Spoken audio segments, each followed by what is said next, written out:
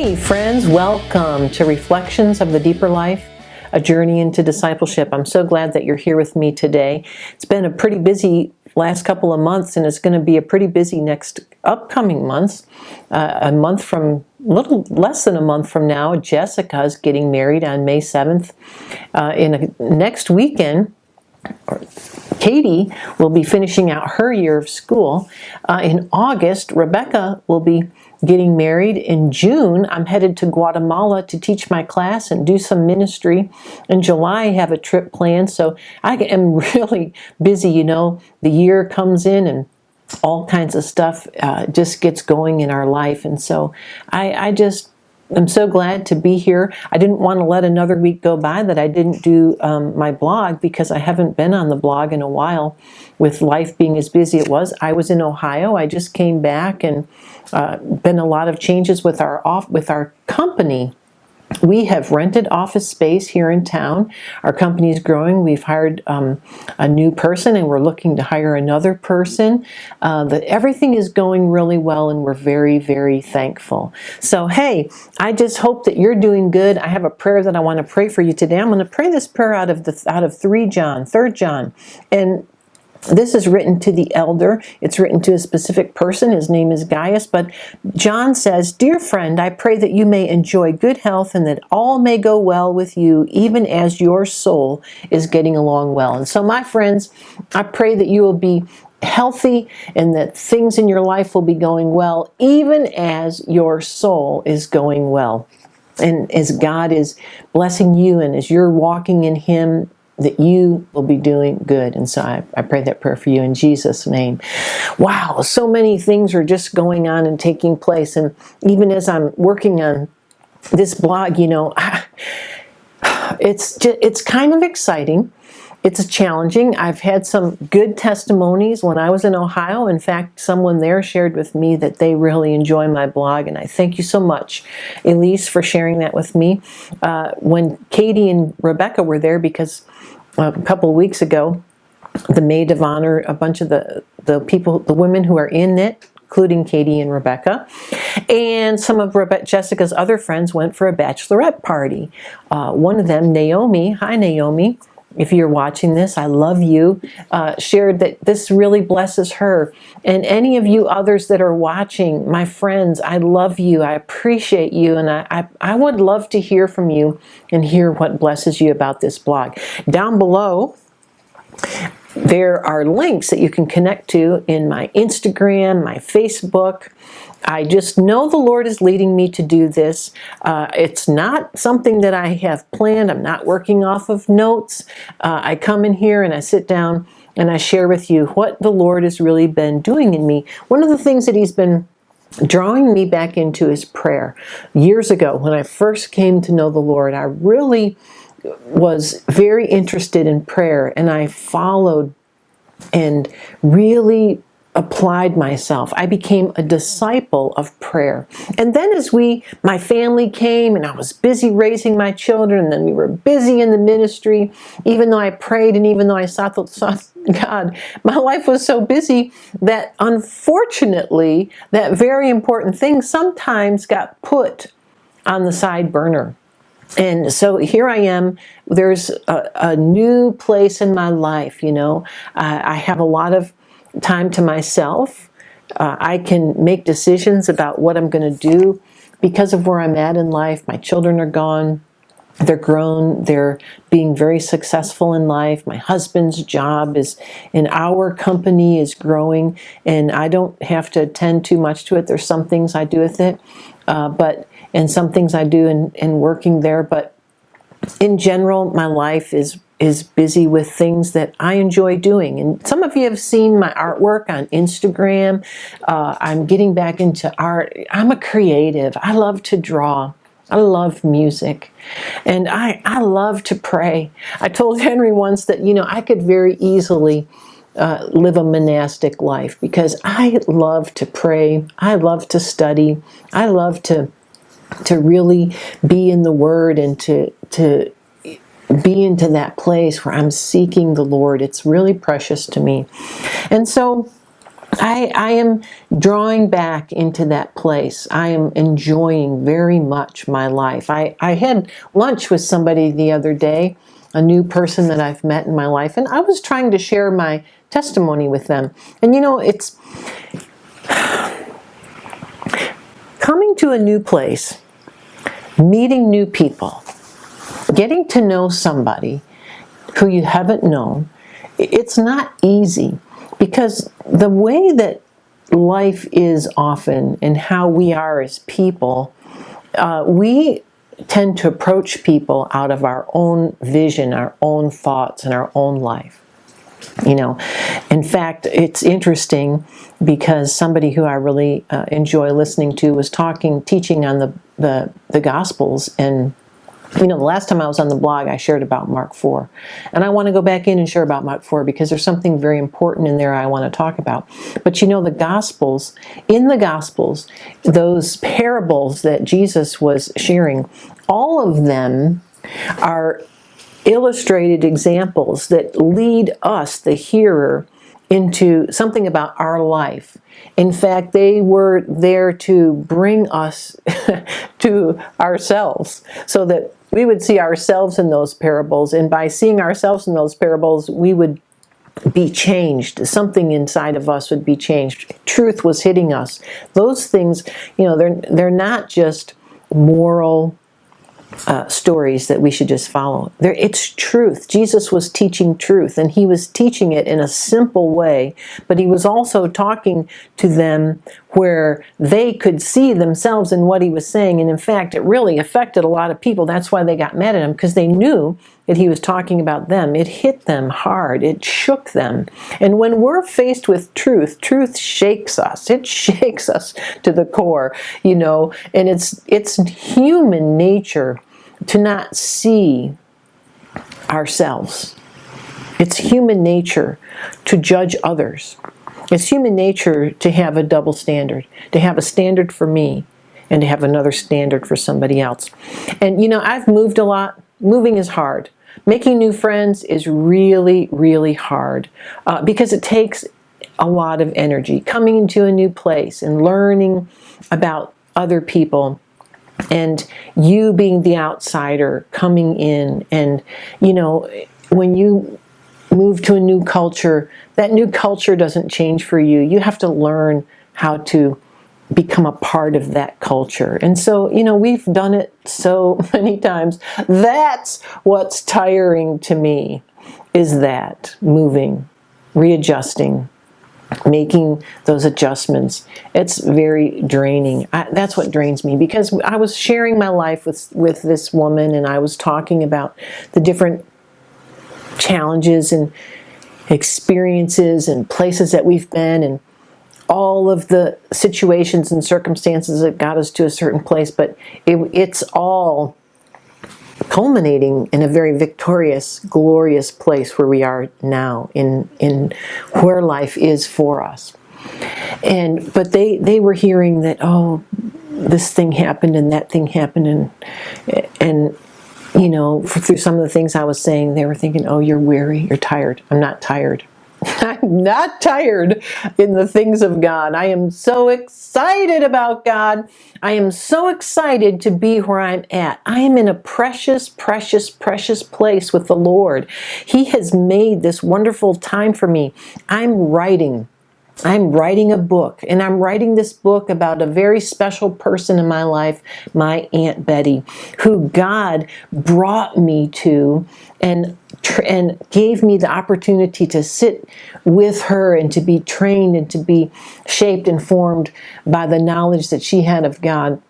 And that's a very funny story how that all happened, how I got there. But I am excited. I'm learning and I'm growing, and I'm at such peace, and I'm developing. I'm coming into a very deep place in prayer and intimacy with the Lord. I am very, very happy. What I'm weary about is having to explain myself to everybody, because nobody knows me. And people have to get to know me, and that takes energy, that takes time, and what happens when you come into some place where life is happening and you're the new person, it's difficult. That's what tires me out, wears me out.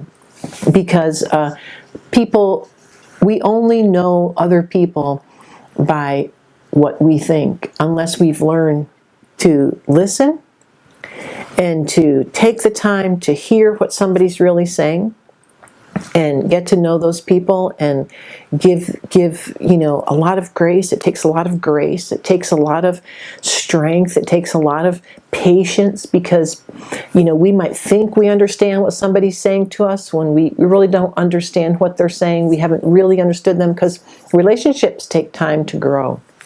And so for me, you're out there on my blog. I'm just sharing with you. If you would just pray for me yet again, we're in a new place, making new friends, and the people that we're meeting, they're lovely people, wonderful people. And I'm excited that these relationships are going to grow and become stronger. I appreciate the love that I've been experiencing from people, but it is hard to be the new person and opening yourself up. And also for me to, have patience with them, to hear and to get to know them, and that we would have some new friendships and some new relationships. So it took me a whole lot to say that, but in case you're watching, my friend, I'm not weary about the kingdom. I'm not weary about God. In fact, I'm so energized about who God is. I'm so excited about what God is doing. I'm so excited about what I'm learning and where the Lord has me. And I am in this reflective place. I'm coming into the secret quiet place.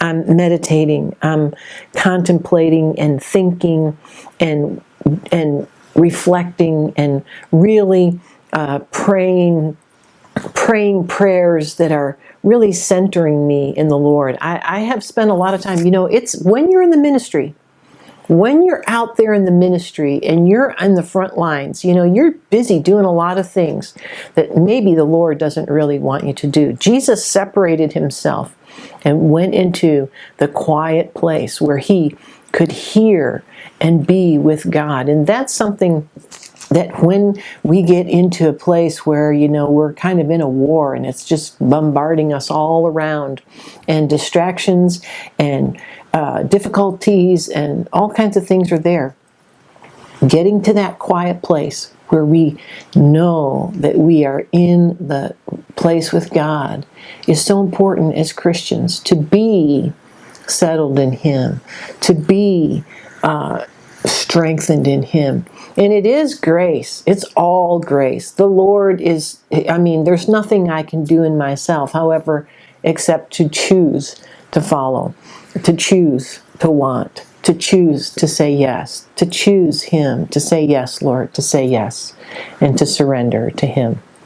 And so, as I've been spending a great deal of time reading, and I've been praying, and my prayer life is growing, and spending time in the Psalms praying, spending Bible time in the Bible, and following a certain prayer, and just I'm feeling good, feeling strong. The Lord is with me.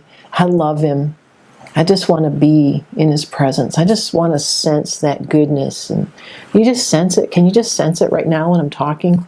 There is peace in God. There is this peace that passes understanding that is in God, that we learn to focus and trust and rest and let go of our agendas and let go of things that make us anxious, things we can't control, things that we're desiring and we want, those things that drive us. We just get rid of it. Rest in God, trust in him, know his love and his grace for us. And it's a very powerful place that I'm at. I'm loving it. Hey, I also would like for you, as people who follow me in this blog, those of you who are subscribing, and even those of you who are listening, communicate with me. Throughout this blog, you'll see a little note that comes up that says Susan Clarke, Renewed in His Presence Ministries, www.enterin.org. If you go to the website, you'll find my email. I don't want to put my email out on the camera itself, but below there's links to my Instagram, links to my Facebook. There's my email is there too. If you'll go and visit those places, communicate with me, talk to me. I want to know. If you have questions, if there are things in your heart that you're wondering about, that you want me to talk about on the blog, will you send those questions to me? Will you talk with me? Will you begin to interact with me? Because I really care. And I really want this not to just be, you come here and you just watch a little motivational video. I want us to talk. I really want you to write comments below and comment on what's going on here. This is little bit by little bit going to grow, little bit by little bit, because it's hard to just come in here and sit down and say something without having an outline. But I don't want to have an outline because I really want it to be spontaneous. And, so I want to encourage you as we come to the end of this blog today. I just wanted to be here because I haven't been here in a while. I want you to know that I love you. I want you to know that you're important to me. You're important to me because you're important to God, because we are His creation, because you are His. And if you are a believer, we belong to the community that is the church. And I care about you. And if you're watching, I want you to know today that I care about you. Love sometimes is tough. Love isn't always giving people what they want, the way they think they want it. But I care deeply about you. And I really do want to see God formed in you. I really, really do. I want your life to be blessed. That's my prayer. That you would be in health and that things would go well with you, even as your soul is getting along. That's what this translation says. As you seek Him, you will grow in Him. He loves you. He cares about you. Jesus said, "Come unto me, all of you who are laboring, and I will give you rest." The kingdom of heaven is a kingdom of love, joy, peace, goodness, mercy, kindness. Sometimes there's long suffering and there's trials and tests and tribulations because the world is full of those things. But God empowers us and gives us grace to get through those things. His grace is sufficient. His grace is ever abiding in us. And it's through His grace, through the power of the Holy Spirit, that we are able to get through difficult times. He's there. It's an amazing thing. It's amazing grace. It gives us supernatural ability in a natural world. And so I just wanted to be here with you today. I wanted to encourage you. Keep going on. Keep loving Him. Keep following Jesus. He is the Lord. He is our ever present help in time of trouble. He is the King of our life. His kingdom reigns. And I want you to grow and be blessed in Him. Just to want to encourage you. Things are getting busy. We're going to be doing a lot of things over the next couple of months. I'm going to do my best to produce as many of these as I can. But just today, in the short time that we're together, I want you to feel loved. Loved by God. He cares. Feel His presence. Draw away. Take time with Him. Meditate on His goodness and His love for you. In Jesus' name I pray. Amen.